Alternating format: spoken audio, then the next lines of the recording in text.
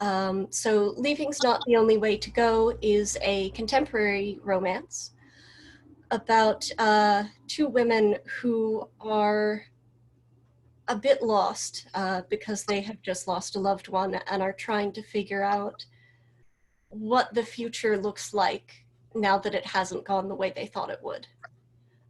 It's a dual point of view in alternating chapters. So I'm reading from chapter 1, which is Lauren, who is a computer programmer who is not sure what she wants in life because she's put so much effort into figuring out what her dad wants from her. The other perspective is Georgia, who is a architect at a firm that Lauren's company has a contract with, and is very good at masking the fact that she's autistic and is trying to raise her autistic daughter, who she did not expect to be parenting alone, to not hide that aspect of herself or anything else that makes her different. So starting out with chapter 1, where everyone, of course, is going to have a wonderful day. And for folks who, like Georgia and me, don't always pick up on sarcasm, it's not going to go well. So this is Leaving's Not the Only Way to Go, chapter 1. When the bus pulled up at the last station, 10 blocks from Priestlyak and Associates Architecture Company, Lauren handed the driver 5 quarters. The bus fare was only 25 cents, but Lauren always tipped $1 because Frank was a good driver who didn't talk to her much. That was a comfort when she was too exhausted to get around safely in her car. "You have a good morning, Miss Ashburn," Frank said, pocketing the change. Lauren rubbed her eyes under her glasses and failed to smile. Not a chance. The snow piled up on the curb crunched when she jumped down from the bus. The sun was a cruel joke in the gray sky. Vermont could be beautiful, but its current winter misery set a perfect tone for the day Lauren was about to have. Today, Lauren was presenting the untested, unacceptable crock of crap that was the Green Mountain Architecture Suite. Volunteering for this had been an intentional choice, a professional study in how to handle customers when things go wrong, because there was no way things were going to go right. They'd had 9 months to build this software from scratch. Other companies would have spent a year or more, and those companies would have been specialized, not a freelance free-for-all like Green Mountain Software. Len, the CEO, might be a problem with this timeline, and under the management of Felix, the problems had only multiplied exponentially. No one would have run a software company like this back in Philly. Then again, things hadn't been going as well as Lauren had planned in Philly either. Who, then, was the common denominator, the most likely cause of her underwhelming career? Lauren stomped down the sidewalk, the question fogging her mind like her breath in the air. She scraped her boots off on the mat in front of Priestlyak and Associates and entered at 9:20 sharp, 10 minutes early.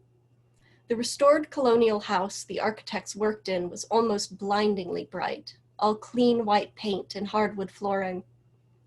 The receptionist behind the wide front desk signaled for Lauren to wait a moment while she wrapped up a phone call. "Hello," someone else called. "Are you one of the trainers?" A tall woman with waves of honey blonde hair descended the stairs. The way her skirt swished allowed a glimpse of the pink Band-Aid on her knee before Lauren averted her eyes. The woman didn't smile or extend her hand, but her voice was cheerful when she said, "I'm Georgia Solomon, one of the architects. Welcome." "Lauren Ashburn, my coworker's not here yet." The disgust in her voice was audible, but Georgia was apparently polite enough to ignore what Lauren was too burnt out to contain. "It'll take a few minutes for everyone to disengage from their work anyway. No need to worry. Georgia said with a clipped but musical diction. Formal word choice, too. May I show you to the conference room? Lauren pointed to the clearly marked double doors just past the receptionist's desk. That conference room? Yes, Georgia said. She headed in that direction, nodding when the receptionist waved gratefully. Her stride was long, her shoulders and hips were broad, and she didn't try to reduce the amount of space she took up. Lauren kicked herself for not being more professional in front of a woman with such poise. Dad always said she made the worst first impressions.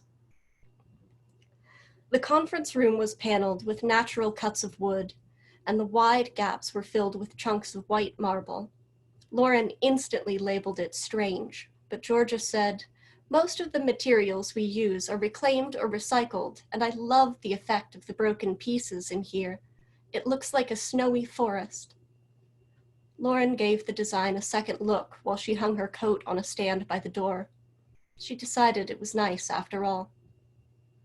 Georgia pointed out a series of frames on the wall. These photos are from some of our previous projects. The pride she felt for her work shone in her eyes and the way her fingers fluttered at her sides, so Lauren looked at the pictures closely. She was surprised to spot a building she recognized. You renovated First Congo, she said, tapping on the framed picture of the First Congregational Church. My parents got married there. My dad threw a fit when you gutted it. Came around when he saw the arched doorways, though.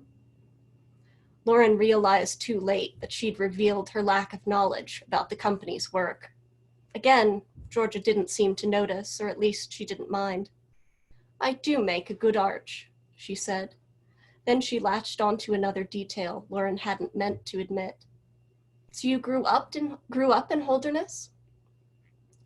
Lauren nodded and moved on to the next photo without looking at Georgia. She got enough unimpressed looks from the locals who knew her. She didn't need judgment or pity from a stranger about being stuck in her hometown. Is this the crew I'm going to be working with? She asked, pointing at a group photo. She could see Georgia among the people gathered around a solar panel array. For the most part, Georgia said.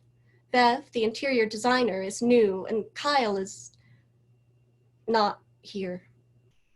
He got a new job? Lauren asked. He died. That drew Lauren's eyes back to Georgia. The woman's face was blank, but her fingers had strayed to the ends of her hair, twirling and tugging. Lauren knew you were supposed to say something in these situations, but the usual platitudes made her roll her eyes on the best days. After a month of gritting her teeth through people's banal condolences for the recent death of her dad, she might actually gag on any words she tried to say now. Georgia spared her the effort by muttering, I probably shouldn't have brought that up.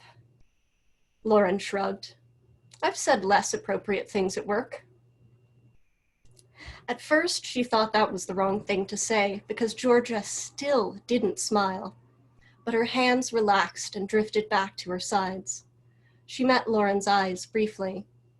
They stood together for a long, lovely moment. It was a damn shame because this woman was going to hate Lauren within the hour. Georgia broke the silence between them by pointing out the environmentally friendly light fixtures in the conference room. She was explaining with detailed hand gestures how they worked when a tall, bear-shaped man in an LL Bean fleece blustered in. The Madisons are at it again, George, he said, and I think the mister is an idiot. So can you put your eye to this issue real quick before I take his head off? Excuse me, Georgia said to Lauren before telling the man, you'd never take anyone's head off. Describe the problem? It was reassuring to know that man wasn't really a head-taker-offer, because Lauren was pretty sure he was Gerald Priesliak, the man who had paid for Green Mountain's doomed software. She watched him and Georgia walk away, deep in a jargon-filled conversation that made Gerald fume, but didn't seem to fluster Georgia at all. Pretty and professional. Such a damn shame. Her phone buzzed in her pocket, and she checked it, even though she knew what she'd read. "Good luck surviving your presentation," her little sister Tracy had texted. "Don't forget about the group tonight." Lauren didn't bother to answer. She'd already lost the argument about whether or not she should go to a bereavement group, and Tracy had worked hard to find one that was run by a queer woman. Tonight, instead of collapsing in a heap of shame and exhaustion in the privacy of her own apartment, Lauren was going to the healing house to sit in a circle and talk about dead people. She turned her attention back to the light fixtures, still in awe of George's grasp of the various concepts involved. Behind her, Felix clattered into the conference room like a goon. The employees of Priesliak and Associates gathered soon after, while Lauren and Felix queued up the architecture program to project on a large screen. When all 8 trainees were assembled, Lauren faced them. Pleasantness had fled the snowy forest, leaving only tinder for the upcoming dumpster fire. Time to strike the match. And I'm going to skip a bit here because this meeting is a bit technical, but exactly as awful as Lauren expects it to be. And I'm going to pick up in the aftermath of that. Lauren left the building at a dignified pace, feeling George's wrathful stare as she went.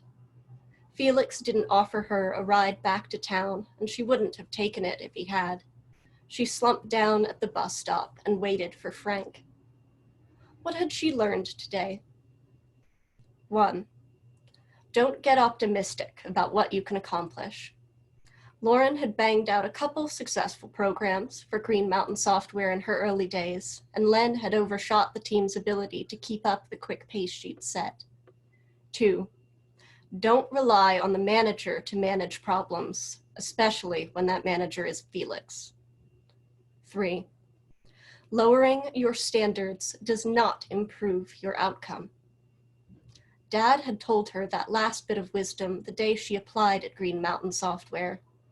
Len's enthusiasm had charmed her, like it charmed all the people he lied to, and the low stakes of a small-town, independent operation beat the constant stress of her corporate job in Philly. Len had told her the workload would be manageable, too, especially for someone who'd moved home to help care for her sick father. He'd assured her she'd be filling her portfolio with work she could be proud of. He was a car salesman, and Lauren was the sucker who'd bought the lemon. Dad had warned her. How could she ever make it big in Philly or somewhere better if she thought a place like Green Mountain Software was worth her time? Of course, maybe they'd both been too optimistic about what Lauren could accomplish. On the ride home, Tracy texted her again. You are going to the healing house, right? You already missed the first week and you promised you'd try. I love you.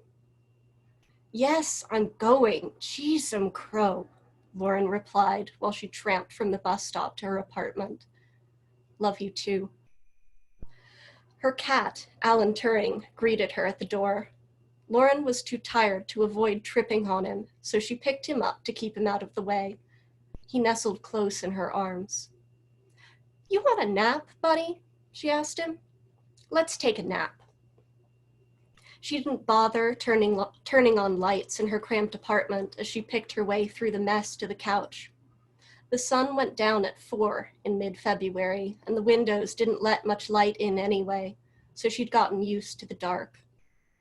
She tossed her button-up over the back of the couch, set an alarm on her phone, and went to sleep with Turing on her chest. At 6:55 that evening, she climbed the porch ramp of the yellow healing house at a run, her breath visibly gusting in the cold. She was only 5 minutes early as opposed to her usual 10, and because she'd spent too much time picking her way down the slushy highway from Vermont to New York, overcautious on unfamiliar roads that led to unfamiliar destinations she didn't want to arrive at. Still, Lauren was here now. This was all Tracy's idea, but Tracy was usually right. Taking a deep breath and squaring her shoulders, Lauren pulled open the healing house door and stepped inside. "Hello, welcome," an out-of-breath redhead called to her before rushing after a kid with boxing gloves on, saying, "David, we only wear those in the rec room, you know that." Another kid shrieked, and Lauren watched a pair of twins wrestle over a piece of pizza they'd just dropped on the floor. The noise, the chaos was everywhere. She took her coat off, but she wasn't sure she planned to stay. Maybe she was in the wrong place. Tracy hadn't warned her about kids being here. "I like your shoes," a little voice said, quiet in the pandemonium.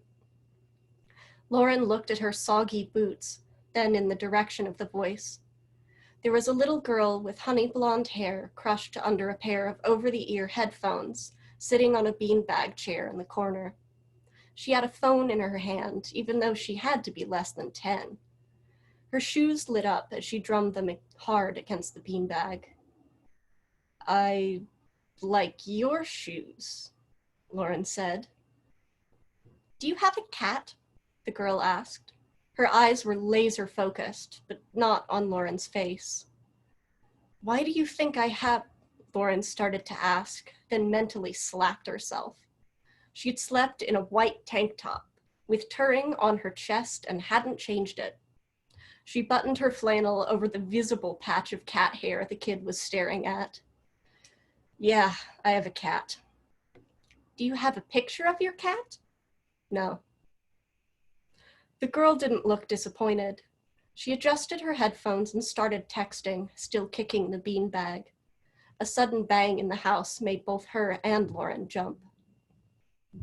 "The adult room is in the back," an Asian woman with a brace on her wrist said as she strode by. Lauren latched on and followed her. Past the squabbling kids and through a kitchen that reeked of fast food, a door opened on a cistern of coffee and a cluster of adults chatting quietly. The closed door shut out the noise. "Yikes," Lauren breathed. "I know, right?" the woman said. "I'm Annabelle Liu, the adult programs coordinator. We only have 2 new folks tonight and the other one's already here, so you must be Lauren, right?" "Right. My sister mentioned your name when she ordered me here."